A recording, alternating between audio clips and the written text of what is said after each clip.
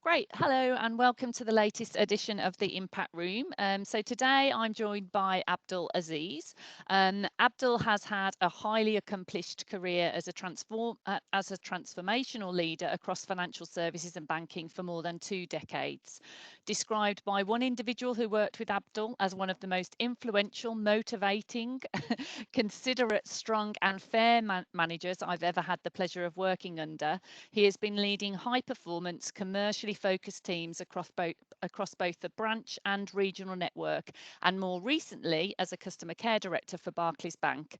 A thought leader who is truly authentic in building an open, inclusive, and high performance culture across the business. I'm really looking forward to hearing more today. Abdul, hello. Thank you for joining us today. Thank you for having me, and it's a little bit humbling listening to those, nice comments. Well, there's what people said. So we had a recent conversation, Abdul, and you said the one thing that you love to do is help business and teams navigate changes and deploy technologies to ultimately give a good ROI for shareholders. Yet so many businesses get this wrong. So what are your secret ingredients, would you say, that lead to success in that area?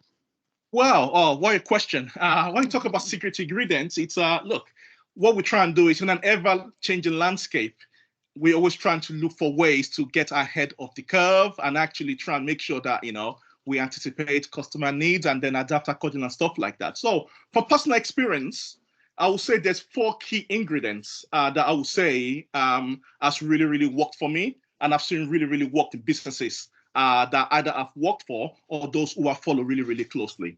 And the first thing is, I would say, is strategic planning. Really, really critical because, like everything else, when you get that right, you have a good roadmap for your business. Yeah. Understanding what changes you need to go through, actually understand how to help and actually harness the full potential of maybe what technology that's out there that could really, really transform one's business. Really, really critical. And for me, when you talk about, strategic, planning, it's always good to always, what every business wants to do is have a competitive advantage. Yeah. You want to be ahead of the curve. So it's about understanding the market, anticipating, very, very good in adapting, and ultimately have good direction and focus. And when business get that right, you are able to align your resources in the right way to achieve the right thing. So that would be the first ingredient that I would say, as strategic planning. The second bit is equally as important, and that is effective communication. Really, really, really critical because in my eyes, this is something that's very, very crucial in helping business navigate and deploying technologies. But actually, the most important thing there is about how do you carry everybody along? How do you create that understanding? How do you foster engagement? Promoting collaboration, mitigating resistance that you could have, actually, and ultimately make things happen. And from personal experience, when I've been lucky enough to have led a lot of teams through a lot of changes that just happened because everyone out there knows we're in the middle of an industrial revolution powered by tech. Right. That is just a fact. If you see what happened during COVID, it really, really accelerated changes that was already coming down the track, and stuff like that. So, but the most important thing is how do you carry everybody along? And my personal, I would say, secret weapon that I use to carry everybody along is using the storytelling technique, which is really, really important. Because for me, when you get that right, it allows for engagement and buy-in. You have clarity of message. You're able to encourage collaboration because everyone have a skin in the game. And it's something as simple as, look, this is where we are. This is what we're doing really, really well. This is what we're proud of. The reality is this is where we're going. We don't want to be like people that have got it wrong. That's where examples like people that have failed to adapt. Right, this is what we need to do. This is the help we need. If we get this right, this is what that looks like. But if we don't, it could be quite bad. Yeah. And I find that interesting when I particularly deal with key stakeholders, like unions, for example, because unions naturally and rightly so fight for their members. Yeah. But ultimately, as a business, it's about getting balance right between actually how do we make sure there's sustainability in the business? Because if there's no sustainability, there'll be no jobs anyway for the union members. So carry them along, really, really critical. So storytelling technique is something that is worked for me over years to keep perfecting. The most important, carry everybody along. And that is not just for internal, colleagues, but for external customers as well. And when you do that, you get that right, that makes a huge, huge difference. Then the third element, I would say, is strong leadership, because it's well and good to have a good communication plan. It's well and good to have a good strategy. But if you don't have strong leadership, it actually throws everything away, because what that does, it helps provide that vision, direction, good decision making, change management, resource mobilization. An important part, which is inspiration, because what you want to do is inspire everyone. When things go well, maybe when things don't even go well, even do more of those. So strong leadership help make that happen in leading people to where they ought to be, know what they think they need to be. And there's a big, big difference there. And I guess the last piece of the jigsaw is then making sure that there's a good focus of short-term gains, but also long-term sustainability. That is very, very difficult to get right. Because on one hand, you want your shareholders that want something now, but it's also important to get it right. So getting that balance right is something which can be tricky at times. But when businesses are really, really considered and think about getting the balance right, it makes a big, big difference. So I would say those are the 4 key ingredients that works. That said, it would be wrong for me not to highlight some other, I would call core competencies that businesses should have running through them. And that's going to be something like adaptability, able to adapt to the landscape. I would say embracing innovation and fostering an environment, but that's more culture, because when you want to do that, it has to be culturally. There's a famous saying that culture will always eat strategy for breakfast. So what are those culture that you have? It has to be something where you embrace technology, but to do that though, you want to make sure that people are able to contribute. But that learning piece I mentioned also very, very critical. So that's what I would say around that, Michelle. Fantastic. Well, it's such a comprehensive response, Abdul, and it's one of the reasons, when we spoke, when you were talking, I really wanted to get you on here because, you've really sort of encapsulated, I think, everything that's so critical in sort of delivering good change and transformation and this performance culture. And it sounds simple, these little things, but, every single one of them is a critical element, isn't it? And do you think there's one particular part that is more difficult, would you say? In your experience, have you seen the one element that you think you see people struggle with the most? I would say the most critical bit is, I would say from personal experience, is businesses that carry people along really, really well. Yeah. They achieve it quicker. Yeah. With less resistance. And that is why, the effective communication is really, really critical. Not for all key stakeholders, not just for the employees, which is very, very important, for the entire business. That's where the shareholders comes in. But more importantly, your customers. Yeah. So it's not just about talking about what you're doing. It's about what do we want to do, but actually, why are we doing it? Yeah. Absolutely. And that's really, really critical. And I think that is the big, big golden nugget. And that's where great leaders are able to do that, able to tell their story. Yeah. And that resonates. And when you do that, you carry everybody along, and then you could then really, really spark that, engagement. You have that buy-in. People got skin in the game, and they're likely to actually run through what calls for you while you go through what could be quite changes at time. And one thing that's also very, very important to really point out, and I tell this to my teams, is businesses naturally don't like making transformation. Because it's quite expensive and quite costly at times. But sometimes it's about survival. But it's about actually how do you make sure you mention that. Who would have thought when Netflix first approached blockbusters many years ago to say, we see some synergies here, we could do something. It's like, now we got it good. Our share model is good. Look, fast forward, a decade later, where's blockbusters? Nowhere to be found. I mean, during the COVID period, Netflix actually, they share the value literally quadrupled. That's just the value. And so it's just about bringing those little pieces to life to really join it up. Hence why, coming back to the storytelling piece, hence why I love it. Bring it all together. And once you do that, you can get the right people with the right priorities, the rest will then happen. And I think maybe the only thing I'll probably will add is, and I know you could say maybe one thing is more important, but they're all important. It's almost like a tricycle. If you've got a tricycle and one wheel forms off, it goes to the wrong direction. You need everything to go in the same direction to actually gather speed and momentum. That's a great analogy, that one. And you just by the elements, like you say, great leadership, storytelling, bringing those people with you. I think you can see how you've achieved and delivered such powerful change and transformation in your career. So thank you for those points. And another point you made was this service profit chain. It's something that we talk about a lot. But can you tell me a little bit more about that? Yeah. So for me, I like to be very, very simple in my brain, because once something simple in my head, it's easier for me to then, I guess, engage those around me and get that buy-in and make things happen. So for me, business is very, very simple. What service profit chain is all about, it just emphasizes the interconnectedness between employee satisfaction, customer loyalty, and company productivity or profitability. And what I always tell my people is very, very simple. Once you get colleagues who are really, really super engaged and they understand the role they play, they buy into the vision of the organization, guess what they're likely to do? They're likely to deal with their customers in the best version of themselves to make that happen.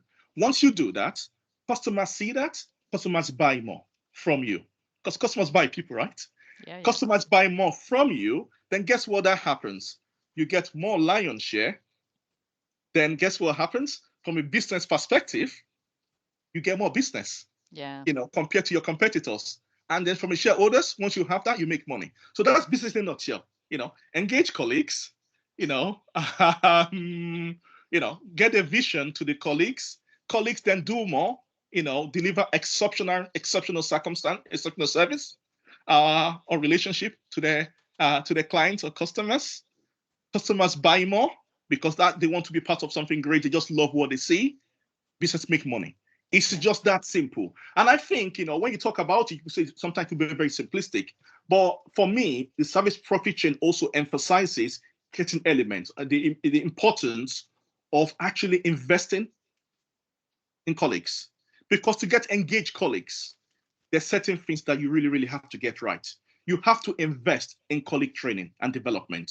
Something I'm incredibly passionate about. You just have to do. You've got to really, really show you care by investing in their well-being. And once you do that, you create a positive environment that translates ultimately to customer experiences and financial success. And that is it in a simple, simple way, Michelle.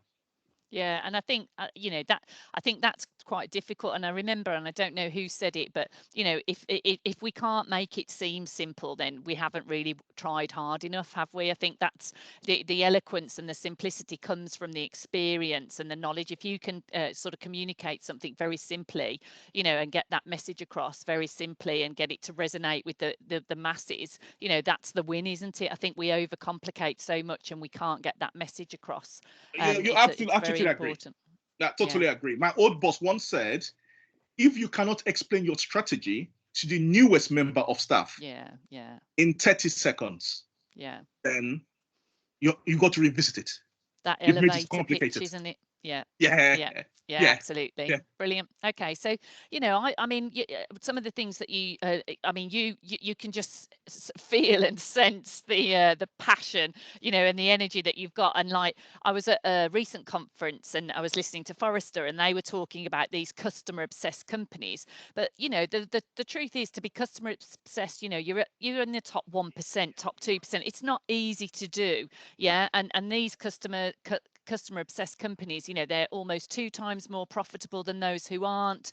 And I mean, when we talk to you, and you've used the phrase customer obsessed before when we spoke, I mean, how do we create this culture of customer obsession, Abdul? Well, you know what? The critical thing that you said is culture. It has to really, really be cultural. And cultural means that it affects everyone through the organization.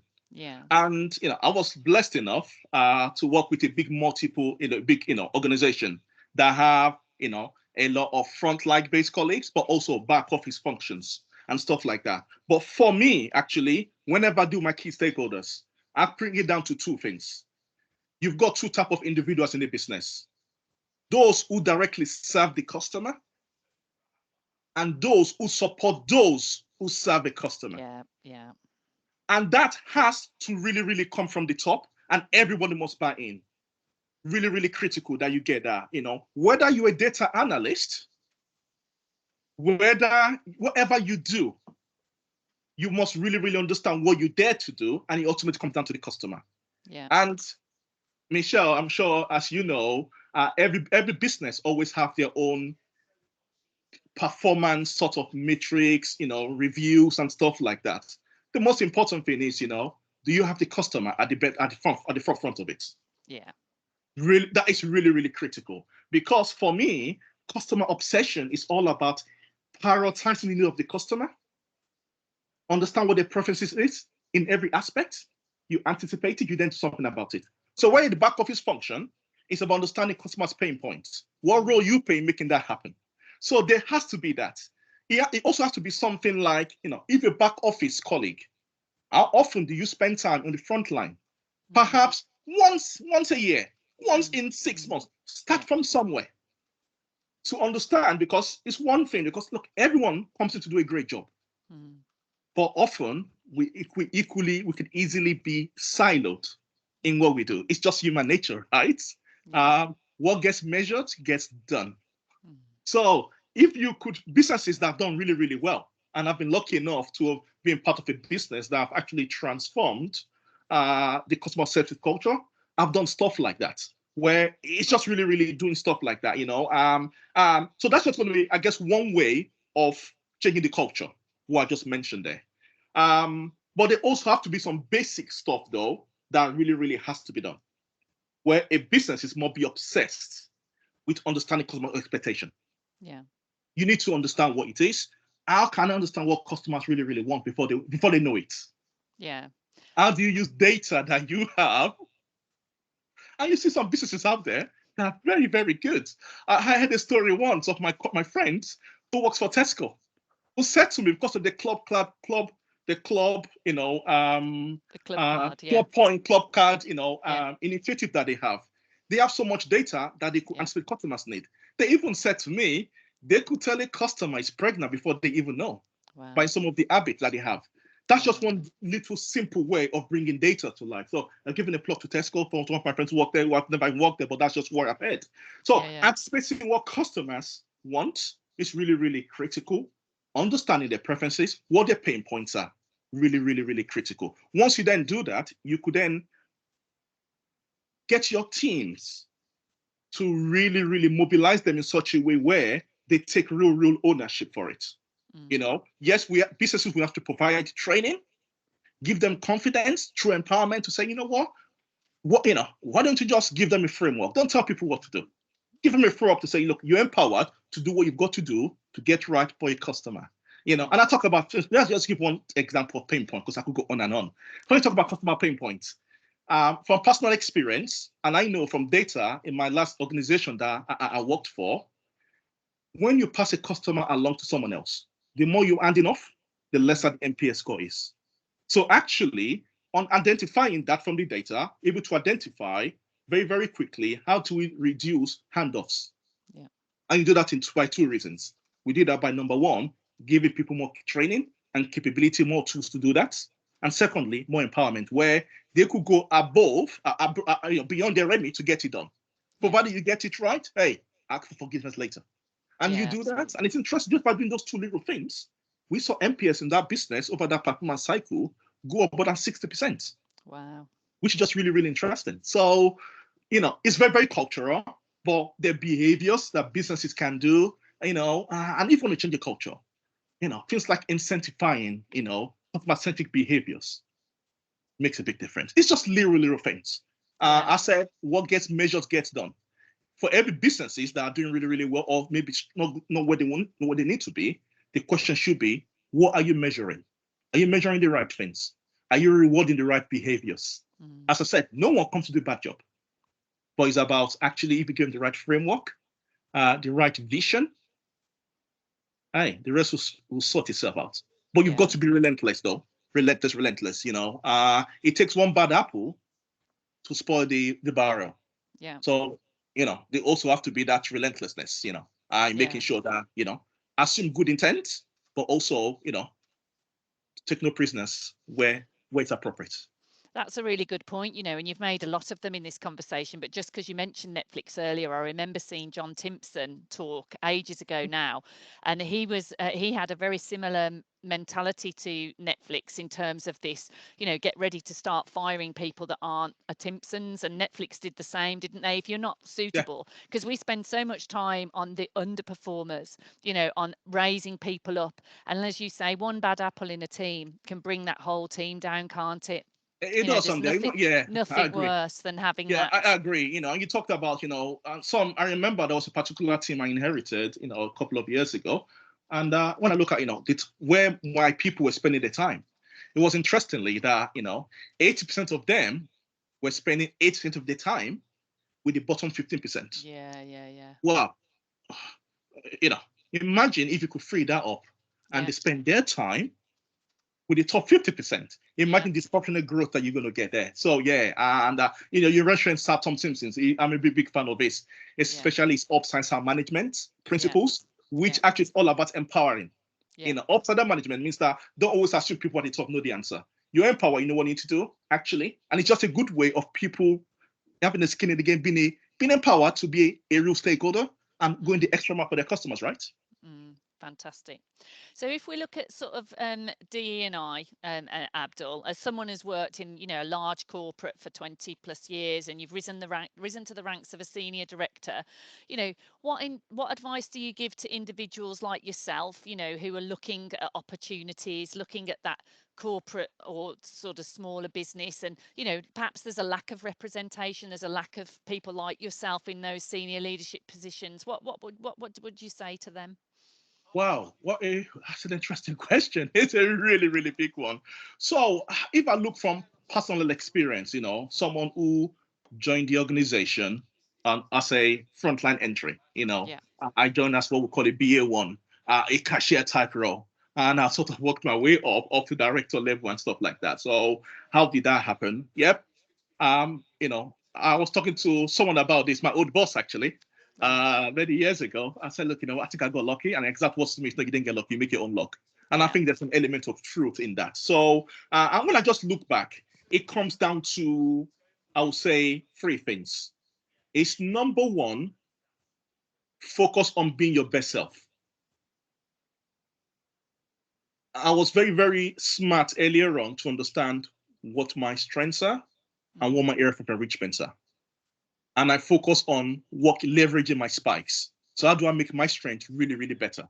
And actually, so that way, it could be a differentiator for me. So I could stand out from the crowd. So that was something that I did. I have this, I believe that you have to keep developing your skills. Yeah. So, you have to do that, right? No one's going to give you anything. You've got to go grab it. Yeah. And every business out there always want to get the best person. It's about actually how do you stand out from the crowd. So the first thing is standing out from the crowd by being your best self, either understanding your strength or whatever that is. The second piece I would say is surround yourself with great people.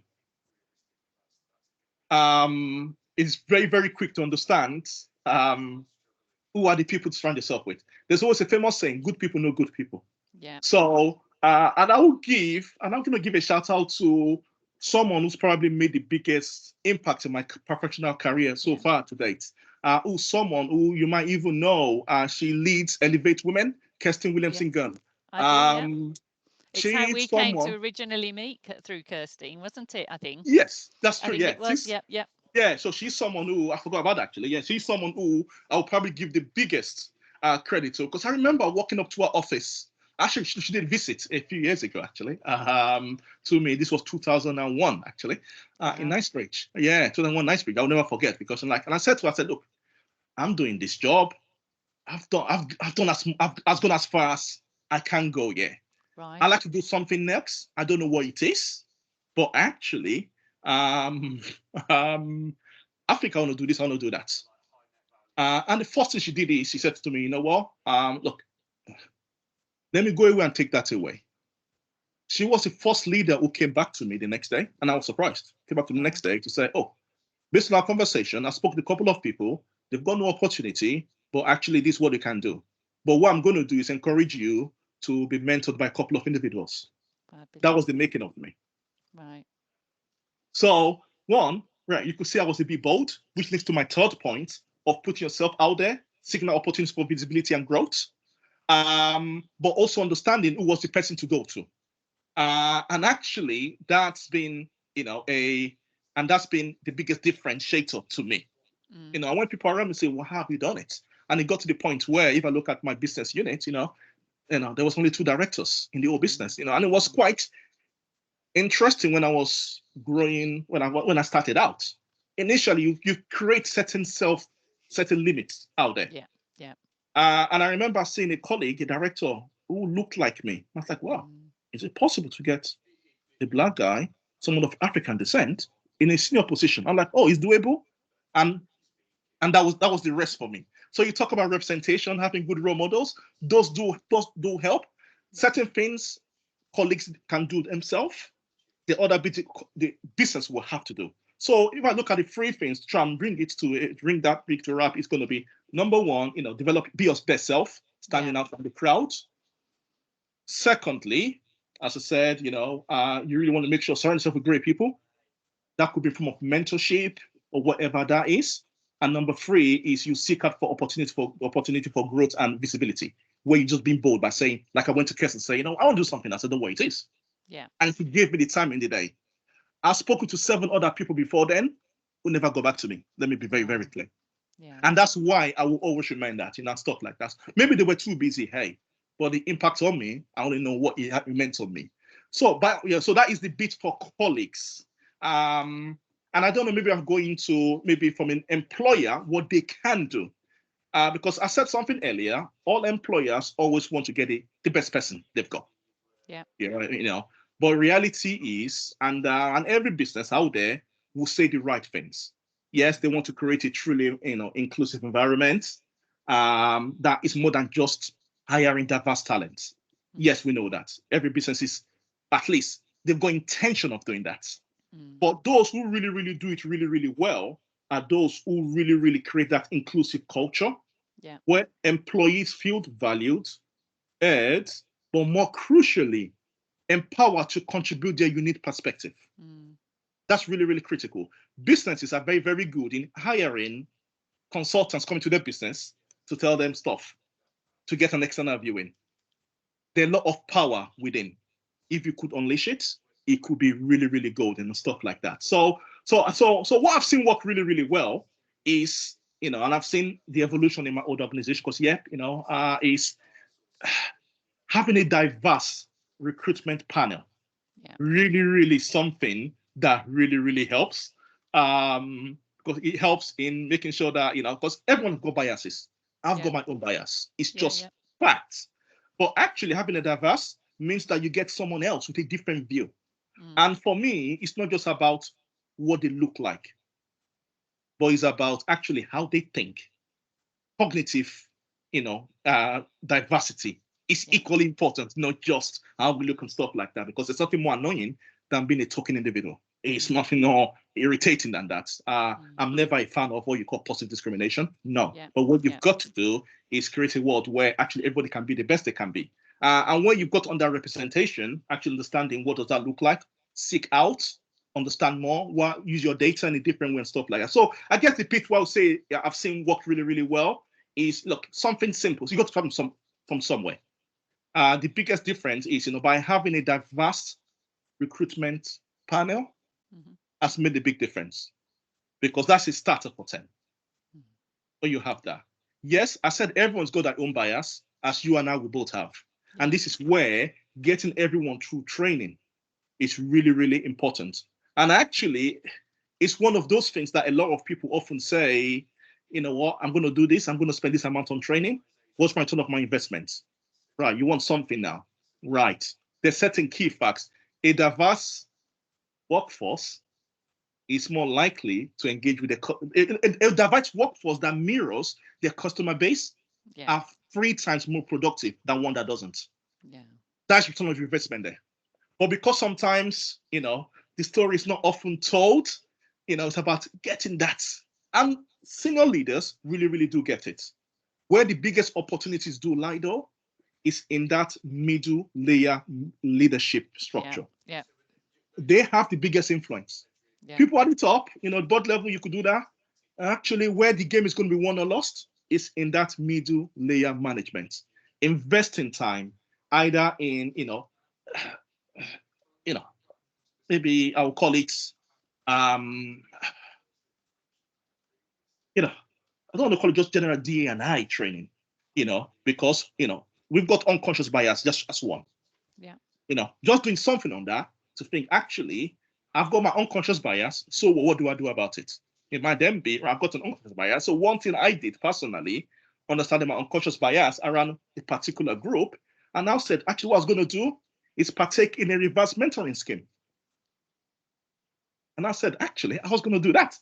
And I learned so much from that individual where they coach me all the time around their challenges they're going through. It opens my perspective. You learn more. It's just really fascinating and stuff like that. So, and that's what businesses really, really need to do. Because when you do that, you then foster that in a culture of empathy, collaboration of diverse teams, and more importantly, good decision making. If everyone feels the power to talk out, you often get the right decision.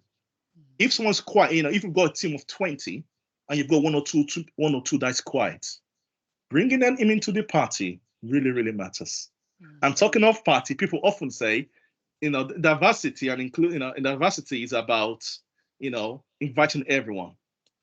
But for me, inclusion is about people are comfortable to dance and even ask for the music to change because they want something that suits them.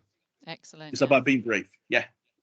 Yeah, and that last point, that I think that's Werner Myers' quote, is the invite to the party, but inclusion is asked to dance. But a great addition that you've just added is, and even ask for the music to change, which is just a brilliant one. But just there's so much in there, and honestly, we could talk about this till the cows come home, I think.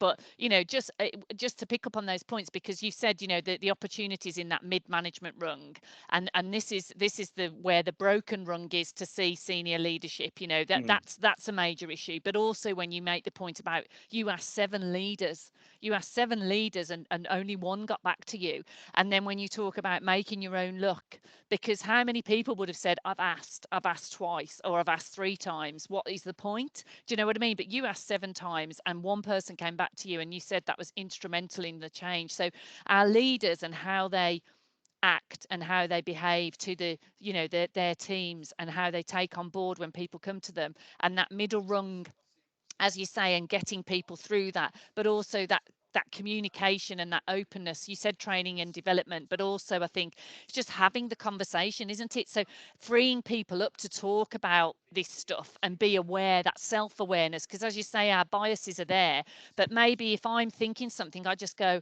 hang on a second, stop, why are you thinking it like that? Let's reframe it. There's a bias there, or let me think how I can deal with that differently. They're just so important, aren't they? And such great points, Abdul. Yeah, it is, Sunday. Look, everyone's got their own map of the world. But what great leaders do, and I call maybe exposed leaders do, and you could work at it and expose maybe environment you are or what you've done, maybe through learning stuff like that, is you understand your map of the world. But it's also about understanding that someone else's have got their own map of the world as well. So I cannot project myself to actually what may be thinking. When unsure, then ask. It could be uncomfortable at times. Yeah. But provided you contract upfront to say, look, I've got good intent here. Yeah. If I was to misstep, do let me know. It's for a good intent. I think just putting it out there. We're all humans. No one, it's not perfect. And look, and businesses have made huge strides over the, but we still got some way to go, right? But businesses that have really, really got it licked are reaping the rewards because customers are not foolish. They see that.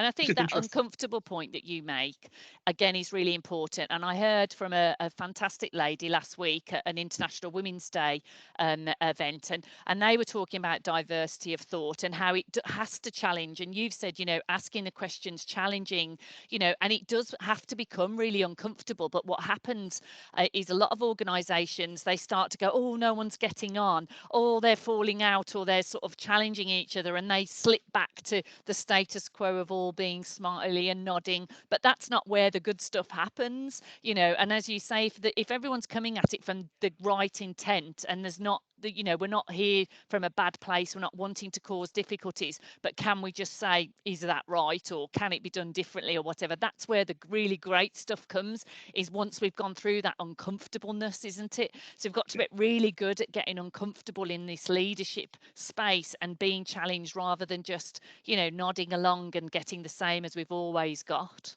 Yeah, I agree. I think, communication, again, is really, really powerful. Always hard, but hey, getting that right. And I guess maybe the last piece I'm just going to really add that, for this particular, topic will be, it's also every business. So if I was a CEO or head of HR, my question was going to be, what is your data telling you? What's the data telling you? So what's your representation data? That's one.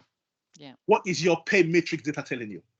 Why is it that, in most of the top organization, 80%, you get a male earning 80% more than a female doing exactly the same job? That isn't right. If that's the case, actually just whatever it is data is, actually, what is data telling us and what are you going to do about it? Even something simple as appraisal. When you look at it, if a colleague that look like me, actually, what's the likelihood of being your PD rating or your appraisal rating at the end of the year compared to another group? And then if you see what the data, if that data then throws us some interesting insights, then actually, be bold to then, do something about it. Yeah, and absolutely. then, and a journey of 1,000 steps, start with a journey of 1,000 steps, 1,000 miles, start with a step. Take that step and the rest will get sorted. Brilliant. Fantastic. A really fascinating conversation, Abdul. Thank you so much for sharing. We're coming to the end of time, and I know I've got to sort of let you go, but is there anything else that you wanted to add before we finish? No, I just want to say thank you very much for this opportunity to share some of my story. I don't often like talking about myself because I've been brought to be very, very humble. But it's actually, I found this really, really, fun. And thanks for inviting me. And hopefully I get to talk to you soon, Michelle. Yeah, absolutely. Well, I've really enjoyed it. Thank you so much for sharing your story and your journey. I'm sure it will resonate with so many. And I'll pop on how people can contact you to continue the conversation and things if they wish to do so, which I'm sure they will. Super. Great. Thank you very much. Thank you.